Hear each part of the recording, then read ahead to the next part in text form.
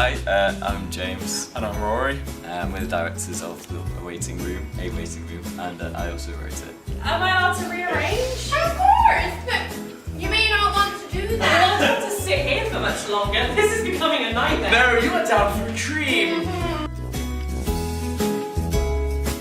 It's been exciting. It's been a bit of a challenge because it's something quite different. Because it's got all these kind of different surreal aspects and trying to tie it all together with the ensemble. Men's challenge. I don't know why we wrote something so complicated, but it's quite difficult. But at the same time, it's quite rewarding when things do pay off. And it's nice to sort of to get moving with something and then take it off the paper and put it onto the stage and bring these characters to life.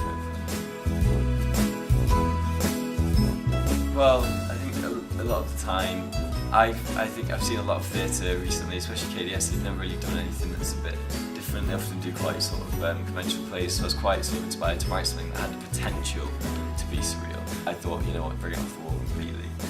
Also, I think it fits the theme of what's going on. Not to give away too much of the plot, but I think it fits well with the situation and character. It's on my right. Oh yeah, it's on your own. It's on my bed. It's on my bed. Personally, I couldn't quite put it down to one person, but I'd have to say the kind of duo of Jill and Glenn, just because they are such a kind of exciting, absurd. They're just like, you would not see these in real life, and it's really fun just getting to play with the kind of strange, kind of bizarre kind of world of acting. It's your first time with us. I think it is, yeah. Sound sleeper. Tick. When was the last time you had a conversation? Excuse me? Excludes any in this room. But for me, I think it would either be Barry or Elliot. I think Barry's just wonderful sort of like weird godlike figure, and I like old characters. People play the older generations, so I think it's quite like Elliot, and he's got quite a good little speech on point as well. Personally, I think it would have to be kind of keeping the energy up. This is a very pacey performance, and it needs the energy to keep the flow rate, and to keep it flowing, keep the kind of contrast between surrealism and realism. You know, there's meant to be this big contrast throughout, and it kind of disappears if the energy is not high enough. I think also just working with the cast, this is a really difficult play for them to play. Most of them can't be anything close to a real life character, so it's something that they've probably not done before. So it's quite a challenge for them, so it's quite difficult to keep them sort of inspired to keep going, sort of engaged with the play.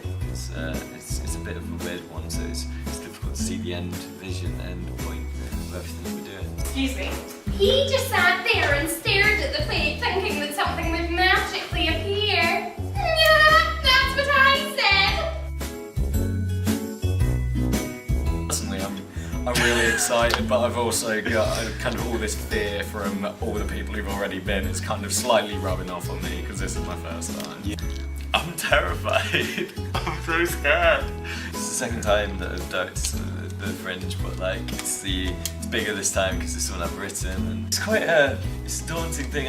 But I mean, I am so excited, especially with the group of people going. It's a really good group again this year. A lot of people who aren't involved in the actual cast. Who are in the crew, so it's going to be nice to sort of spend time with them, and also have my show Fun on the Mile with hopefully it's sold out every night. Yeah!